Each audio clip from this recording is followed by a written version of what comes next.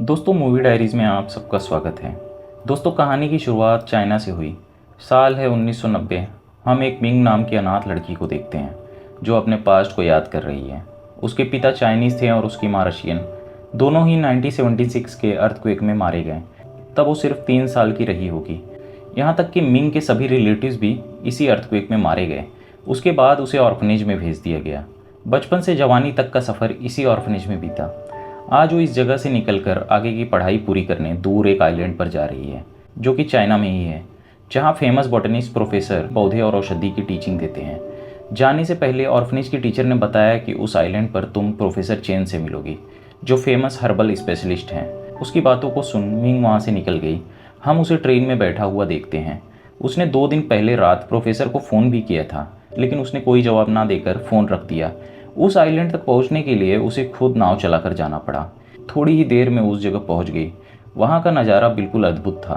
दूर तक फैला हुआ बॉटनिकल गार्डन, जहां हर तरफ अजीबोगरीब पौधे और लंबे पेड़ लगे थे। पूरी जगह में एक अजीब सी गहरी खामोशी फैली हुई थी, जैसे दुनिया से कटा हुआ एक अलग ही संसार बसा हो। यहीं रहते हैं प्रोफेसर चेन, एक कठोर और नियम प्रिय व्यक्ति, स्वभाव से बिल्कुल सख्त, जो भावनाओं से ज़्यादा नियमों पर जोर देते हैं। उनकी बेटी एन भी उनके साथ ही रहती है। एन की ज़िंदगी पूरी तरह कैद मालूम पड़ती है। हर फैसला पिता के हिसाब से लेना होता। जब एन ने वहाँ मिंग को देखा तो उसे देख वो छिप गई। दोनों लगभग एक ही उम्र के होंगे। मिंग आकर प्रोफेसर चेन से मिली। उसने अपना परिचय दिया, लेकिन चेन उस पर नाराज़ हो गया कि कल रात 9 बजे उसने फ़ोन करके उसके नियमों का उल्लंघन किया है, जो वो बिल्कुल बर्दाश्त नहीं करेगा। मिंग एक अनाथ लड़की है जिसके पास अपना कहने को कोई नहीं, लेकिन सीखने की इच्छा और नई शुरुआत का जज्बा था। वो शांति से सभी डांट को सुनती रही। वो चेन के लिए एक तोहफा भी लाई थी। पिंजरे में एक पंछी था जो लोगों को नाम से पुकारता, लेकिन इसे देख चेन को थोड़ी भी खुशी नहीं हुई। लेकिन एन की खुशी दोगुनी हो गई। एन ने उसे कमरा दिखाया जहां वो रहकर अपनी पढ़ाई पूरी करेगी। लेकिन चैन बिल्कुल ही खड़ूस किस्म का व्यक्ति है। उसने कह दिया कि इसे कमरे की ज़रूरत नहीं, सिर्फ 1 से 1.5 महीने की ही बात होगी, जैसे तैसे गुजार लेगी। लेकिन एन ने उसकी बातों का ध्यान ना देकर मिंग के कमरे को साफ सुथरा कर दिया। दोनों ने मिलकर उस कमरे को नए ढंग से सजा दिया। वहाँ और भी कई स्टूडेंट्स सीखने आया करते थे, जो कभी कभी आते और उसी दिन चले जाते। आज किसी पौधे को समझने में मिंग से थोड़ी चूक हो गई, जिस पर चैन सभी के सामने ही उस पर चिल्लाने लगा। गुस्से में उसने मिंग को भला बुरा और ना जाने क्या क्या कह दिया। वो बस चैन को देखती रही। बचपन में ही उसके माता पिता गुजर गए। उसके बाद से उसने कभी नर्म स्वभाव के व्यक्ति को देखा ही नहीं। गुस्से में उसने मिंग को यहाँ से वापस चले जाने को कहा। अगले दृश्य में हम उसे रेलवे स्टेशन पर बैठा हुआ पाते हैं, जो अब ऑर्फनेज लौट जाना चाहती है। तभी वहाँ एन आ गई। उसने उसे बहुत समझाया कि वो सब भुलाकर वापस घर चले, क्योंकि उसके पिता का स्वभाव भले ही ऊपर से सख्त मालूम पड़ता है, लेकिन भीतर से वो बिल्कुल नर्म है। एन की माँ भी बचपन में गुजर गई, तब से वो भी खुद को एक अनाथ ही समझती है। मिंग की बातों में उसे एक अपनापन सा महसूस हुआ, इसलिए वो वापस लौट गई। आज ब्रेकफास्ट मिलने में थोड़ी देरी क्या हो गई कि चैन ने ब्रेकफास्ट ही वापस लौटा दिया, क्योंकि वो एक समय पर एक ही काम करता है। रात एन मिंग के कमरे में गई और अपने पिता की नकल करने लगी। एन का ये मजाकिया अंदाज देख वो जोर जोर से हंसने लगी। शायद सालों बाद वो खुलकर हंसी हो। उसे तो याद भी नहीं जब आखिरी बार उसे किसी ने इस तरह से हंसाया था। लेकिन यहाँ दोनों की दोस्ती अब दोस्ती तक ही सीमित नहीं रही। कुछ घट चुका है दोनों के दरमियान, जो हर किसी के समझ से परे हैं। आज मिंग ने एन को काम करते हुए करीब से देखा। अब एन को लेकर उसका नज़रिया बदल गया है। सर से लेकर पैर तक उसे एक टक निहारने लगी, मानो जैसे इससे खूबसूरत उसने अब तक कुछ नहीं देखा। उसने उसी वक्त एन की खूबसूरती की तारीफ भी कर दी, लेकिन सब कुछ जानते हुए भी एन ने अपनी तरफ से कोई प्रतिक्रिया नहीं दी। यहाँ हम देखते हैं धीरे धीरे दोनों का साथ में वक्त बिताना बढ़ता गया। एन जो पहले चुप रहती थी, अब वो मिंग के साथ खुलने लगी। दोनों के अंदर एक अकेलापन था जो उन्हें एक दूसरे के करीब ले आता। उनकी नज़दीकियाँ धीरे धीरे और गहरी होती चली गई। मिंग अक्सर एन को देखती रहती है, ऐसे नहीं जैसे कोई सिर्फ देख रहा हो, बल्कि ऐसे जैसे कोई समझने की कोशिश कर रहा हो। एन के चेहरे में एक अजीब सी शांति है। जब वो पौधों को हाथ लगाती है तो बिल्कुल संभाल कर, कि कहीं उसके हाथ लगाने से पौधे टूट न जाएं। और शायद यही वो पल है जहां मिंग उसे गहराई से महसूस करना शुरू करती है। आज चैन ने मिंग को फिर से डांट लगा दी कि उसने चाय बरसात के पानी से क्यों नहीं बनाई। क्या उसे एन ने बताया नहीं कि वो सिर्फ बरसात के पानी से बनी हुई चाय पीता है। लेकिन अब मिंग इस माहौल में ढलने की कोशिश करने लगी। रात वो एन से मिलने उसके कमरे में गई। वहाँ उसने आज एन को पहली बार बिना कपड़ों के देखा, मानो जैसे मिंग के लिए ये निमंत्रण हो। लेकिन इंतज़ार में उसकी आंख लग गई। मिंग ने करीब जाकर उसके भीतर की सांसों को अंदर बाहर होते हुए महसूस किया। आगे हम देखते हैं धीरे धीरे उनकी बातें बढ़ती हैं। अब वो सिर्फ काम तक ही सीमित नहीं रहती हैं, वो एक दूसरे के पास बैठती हैं और अजीब बात यह है कि उस खामोशी में भी एक सुकून होता, जैसे दोनों को किसी और चीज़ की ज़रूरत ही नहीं। लेकिन जितना ये एहसास गहरा होता है उतना ही डर भी साथ में बढ़ता है। एक छोटा सा डर हमेशा बना रहता कि आखिर किसी ने देख लिया तो क्या होगा। हर मुलाकात के बाद एक ही सवाल कि आखिर ये कितनी देर तक छिप पाएगा। दोनों अचानक से हंसते हंसते रुक जाते हैं। एहसास होने लगता कि कहीं ये गलत तो नहीं, क्योंकि कभी ऐसा देखा या सुना नहीं। लेकिन जब प्रेम भीतर घर कर जाता है तो किसी सामाजिक कायदे को खुद पर हावी नहीं होने देता। अब सही गलत की फिक्र ही दोनों ने छोड़ दी। आज वो दिन आ ही गया जब एन ने मिंग के निमंत्रण को स्वीकार कर लिया। लेकिन जैसे ही एन ने कमरे में कदम रखा, माहौल में एक अजीब सी खामोशी छा गई। वो शाम भी अलग सी थी, हवा में भी एक अजीब सी शांति और हल्का सा तनाव महसूस होता है। वो ठहरे हुए लम्हे सब जैसे उस एक पल में आकर रुक गए हों। एन और मिंग एक दूसरे के सामने होते हैं, इतने पास कि शब्दों की ज़रूरत ही नहीं पड़ती। दोनों जानती हैं कि अब जो है वो सिर्फ दोस्ती तक नहीं रह गया, एक लंबे समय से दबा हुआ एहसास है जो अब चुप रहना नहीं चाहता। मिंग धीरे से एन के करीब आती है, कोई ज़ोर और जल्दबाजी नहीं, बस एक हल्का सा खिंचाव महसूस होता है। एन पहले थोड़ी हिचकिचाती है, उसकी सांसों में हल्का सा डर महसूस होता है, लेकिन वो पीछे नहीं जाती, जैसे दोनों जानती हों कि ये पल जितना खूबसूरत है उतना ही नाजुक भी। और शायद इसीलिए ये लम्हा उनकी ज़िंदगी का सबसे खतरनाक मोड़ बन जाता है। प्रोफेसर चेन का सख्त स्वभाव उन पर हमेशा एक साया बनकर मंडराता रहता है। उनके लिए दुनिया सीधी और नियमों से चलने वाली है और इस दुनिया में उन दोनों के रिश्ते के लिए कोई जगह नहीं। एक दिन कुछ अजीब हुआ। हम देखते हैं प्रोफेसर चेन का बेटा घर वापस लौट आया। डैन एक सोल्जर है जो छुट्टियां बिताने घर वापस आया है। गलती से उसने मिंग को पीछे से पकड़ लिया। वो समझ ही नहीं पाया कि आखिर ये कौन है। उसे तो लगा इस वक्त एन घर में होगी, लेकिन मिंग समझ नहीं पाई कि आखिर ये शख्स कौन है। एन ने मिंग से उसकी पहचान करवाई कि यह उसका बड़ा भाई डैन है। तब जाकर मिंग की जान में जान आई। डैन के वापस आने से चेन के चेहरे पर एक रौनक सी आ गई, क्योंकि वो चाहता था कि डैन अब शादी करके घर बसा ले। उसने डैन के लिए मिंग को चुना। भले ही वो मिंग को डांट लगाता हो, लेकिन उसने कभी पलटकर जवाब नहीं दिया। शायद इसी वजह से चेन को लगता है कि डैन को मिंग से अच्छी लड़की नहीं मिल सकती। जब ये बात दोनों को पता चली तो उनकी दुनिया ही रुक गई जैसे। अब वो एहसास खो सा गया, सारे सपने टूटने लगे। एन ने इस रिश्ते से नाराजगी जताई। अब डैन मिंग को अपनी ओर आकर्षित करने की कोशिश करने लगा, लेकिन मिंग उसे किसी भी तरह की प्रतिक्रिया नहीं देती। यहाँ वो चैन की बातों को ठुकरा भी नहीं सकती। जब भी एन डैन को मिंग के करीब देखती तो भीतर एक तूफान सा उठने लगता। मिंग के पास भी कोई रास्ता नहीं, या तो वो इस रिश्ते को ठुकरा कर वापस लौट जाए या फिर इसे स्वीकार कर यहीं रहे। उसे अब एन से दूर जाने का भी डर सताने लगा और ना ही वो अपने रिश्ते को जमाने के सामने खुलकर बता सकते हैं। एक तरफ वो है जो मिंग के साथ खुद को जिंदा महसूस करती है, दूसरी तरफ उसका पिता और समाज जहां उसके लिए पहले से एक जिंदगी तय कर दी गई है। और मिंग जो हर पल ये समझ रही होती है कि जो वो महसूस कर रही है वो सही है, लेकिन शायद ये सच इस दुनिया के लिए बना ही नहीं। डैन हर बार मिंग के करीब जाने के लिए एन से सुझाव लेने की कोशिश करता, लेकिन वो डैन की हर बात का उल्टा जवाब देती। इन सबसे परेशान होकर वो पास के ही मोनास्ट्री में रहने चली गई, क्योंकि उसे नहीं लगता कि मिंग भी उसका साथ देगी। रात भर वो रोती रही। सुबह मिंग उससे मिलने चली आई। एन ने तो उम्मीद ही छोड़ दी थी कि वो यहाँ उससे मिलने आएगी। यहाँ मिंग हमें एन की तुलना में ज़्यादा समझदार दिखाई देती है, जो बचपन से लेकर आज तक चुनौतियों में ही जीती रही, हर माहौल में खुद को ढालती चली आई। इसलिए वो जैसे तैसे खुद को समझा लेगी। लेकिन एन, जिसका बचपना अभी तक नहीं गया, शायद से वो पूरी तरह से टूट के बिखर जाए। ये बात मिंग अच्छी तरह से जानती है, इसलिए आज उसने कह दिया कि वो कोई ना कोई रास्ता निकाल लेंगे, लेकिन वो उसे छोड़ कहीं नहीं जाने वाली। यहाँ उन्होंने 108 चिड़ियों को पिंजरे से आज़ाद किया।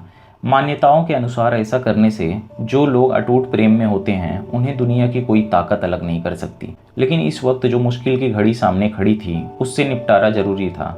मिंग की उलझन ये थी कि वो डैन के प्रपोजल को स्वीकार करे या नहीं। अगर नहीं तो उसे यहाँ से जाना होगा। यहाँ एन ने उसे सुझाव दिया कि वो प्रपोजल को स्वीकार कर ले, क्योंकि शादी के बाद डैन तिब्बत पोस्टिंग पर वापस चला जाएगा और रूल्स के हिसाब से एक पीपल लाइब्रेशन आर्मी का सोल्जर अपनी पत्नी को साथ नहीं ले जा सकता। डैन के जाने के बाद वो साथ इसी जगह रह सकते हैं और किसी को उन पर शक भी नहीं होगा। उसे सुझाव ठीक लगा, लेकिन कीमत मिंग को चुकानी थी, जिसने अपना सब कुछ दांव पर लगा दिया। यहाँ शादी की तैयारियां शुरू हो गईं। इस समारोह में सबसे खुश चेहरा प्रोफेसर चेन का दिखाई पड़ता है, और हो भी क्यों ना, उसके एकलौते बेटे की शादी थी। पत्नी के गुजरने के बाद एक अकेलापन सा महसूस होता था। उसे उम्मीद थी कि शादी के बाद उसके परिवार की संख्या बढ़ जाएगी, लेकिन एन इन सबसे दूर एक अलग ही कमरे में कल की चिंता में डूबी हुई है कि आखिर कब तक ये खेल चल पाएगा। उसकी आंखों में नमी है। इसी माहौल में चैन नाराज दिखाई देता है कि एन का किसी भी काम में जरा भी ध्यान नहीं। आखिर उसे हुआ क्या है? लेकिन एन यहाँ कुछ भी नहीं बता सकी। कल शादी है और आज की रात लंबी लगने लगी। मिंग सो नहीं पा रही। वो एन से मिलने चली गई। यहाँ दोनों की घुटन और डर साफ दिखाई पड़ता है, क्योंकि कल जो भी यहाँ होगा वही उनकी तकदीर तय करेगा। यहाँ दोनों को महसूस हो रहा है कि कल सुबह के बाद सब कुछ बदल जाएगा। एन के अंदर एक डर है कि शायद वो मिंग को हमेशा के लिए खो न दे। मिंग ने करीब आकर कहा कि मेरी पवित्रता सिर्फ तुम्हारी है, इस पर किसी और का हक नहीं। चाहे दुनिया उसे किसी और रिश्ते में क्यों न बांध दे, लेकिन उसका सच और उसकी पहचान सिर्फ एन से ही जुड़ी है। यहाँ रात ही दोनों के बीच एक संबंध निर्मित हुआ। सुबह शादी का दिन सभी खुश थे, पर एन और मिंग खुश नहीं दिखाई देते हैं। डैन उसे उठाकर झूमने लगा, तभी मिंग के नाक से खून बहने लगा। दूसरे दिन दोनों हनीमून पर जाने लगे, लेकिन मिंग एन को छोड़ नहीं जाना चाहती। एन ट्रेन के पीछे उसका हाथ पकड़ भागती रही। आखिरकार वो वहां से चली गई। यहाँ पिता भी समझ नहीं पा रहा कि आखिर इसे हुआ क्या है। ना कुछ बताती है, बस दिन रात रोती रहती है। कुछ पूछो तो जवाब नहीं देती। यहाँ हनीमून पर पता चलता है कि मिंग वर्जिन नहीं है। इस बात को जान डैन गुस्से में आ गया और उसे जूतों से मारने लगा कि आखिर वो कौन था जिसके साथ उसने ये सब किया। उसने कहा कि आज वो तब तक उसे मारता रहेगा जब तक कि वो बता नहीं देती कि उस शख्स का नाम क्या है। लेकिन मिंग सब सहती रही और एक शब्द भी नहीं कहा। उसने उसके हाथ को बांध वहीं लटका दिया और उसे इसी हालत में छोड़ वो घर लौट गया।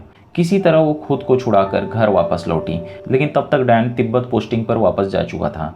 एन ने अपने पिता से कहा कि वो जाकर डैन से इस बात का जवाब मांगे कि आखिर उसने मिंग के साथ ऐसा क्यों किया। लेकिन चैन यहाँ पीछे हट गया, ये कहकर कि जो भी हुआ हो, पर सबसे पहले डैन उसका बेटा है, इसलिए उससे वो कुछ नहीं कहने वाला। यहाँ 2 महीने बाद का समय हम देखते हैं। धीरे धीरे वक्त बीतने लगा, लेकिन पिता का मन अब उदास रहने लगा था। उसे इस घर में कुछ भी ठीक नहीं लगता। उसने बहुत कुछ सोचा था कि शादी के बाद इस घर में खुशियाँ वापस लौट आएंगी, लेकिन यहाँ कहानी उल्टी ही चलने लगी। यहाँ दोनों के बीच का प्रेम अब चरम पर था। दोनों साथ में ही दिन बिताते। आज बाजार से आते वक्त वो चैन का न्यूज़पेपर भी लाना भूल गई। हर दिन वो इसी तरह कुछ न कुछ चीज़ें भूल जाया करती। यहाँ पिता को इतना तो महसूस होने लगा था कि कुछ तो उसकी समझ से परे इस घर में हो रहा है, जो उसे दिखाई नहीं दे रहा। रात मिंग ने कहा कि एक दिन हम इस जगह से बहुत दूर चले जाएंगे, जहाँ कोई उन्हें जानता ना हो। लेकिन एन के लिए फैसला आसान नहीं, क्योंकि अगर वो अपने पिता को अकेला छोड़कर यहाँ से गई तो वो मर जाएंगे, क्योंकि उसके पिता दिल के मरीज हैं और वो इस सदमे को बर्दाश्त नहीं कर पाएंगे। लेकिन उन दोनों के लिए ये लम्हा सबसे खूबसूरत है, जहाँ अब भी दोनों साथ थे। दूसरे दिन जब मिंग चैन के नाखून काट रही होती है, तो यहाँ चैन ने कहा कि डैन को गए हुए 2 महीने से ज़्यादा का वक्त बीत गया। अब तक उसने डैन को कोई खत भी नहीं लिखा। लेकिन मिंग ने यहाँ समय ना मिलने का बहाना बता दिया। यहाँ चैन की चिंता है कि जल्द ही इस घर में वारिस आ जाए, जिसकी कोई उम्मीद दिखाई नहीं देती। उसने मिंग से कहा कि वो डैन से मिलने चली जाए और उसकी पोस्टिंग से थोड़ी दूर रेंट पर एक घर लेकर वहीं रहे। ये सुन वो गुस्से में उठ वहाँ से चली गई। यहाँ हम देखते हैं मिंग और एन के बीच अब कोई पर्दा नहीं रहा। दोनों की जिंदगी खुली किताब सी हो गई और दोनों इस प्रेम के गहरे समुद्र में अब डूब जाने को तैयार बैठे हैं। दूसरे दिन चैन ने एन को अपने पास बुलाया। उसे समझ नहीं आता कि आखिर क्या बात हो गई। बार बार पूछने पर भी वो कुछ नहीं बता रहा। यहाँ उसने कहना शुरू किया, लेकिन आज वो गुस्से में नहीं बल्कि बेबस दिखाई देता है। समझ नहीं आता कि आखिर एन को क्या हो गया है। वो पौधों को पानी देना कैसे भूल गई, जिस वजह से वो पौधे सूख गए। एन ने अपनी नज़रें झुकाकर अपनी गलती स्वीकार कर ली। उसने अपनी इस गलती के लिए अपने पिता से माफ़ी भी मांग ली। तभी वहाँ मिंग आ गई, जिसे देख वो गुस्से में आ गया। मिंग के पूछने पर उसने इसे अपना घरेलू मामला बताया, जिसमें मिंग ना ही दखल दे तो अच्छा होगा।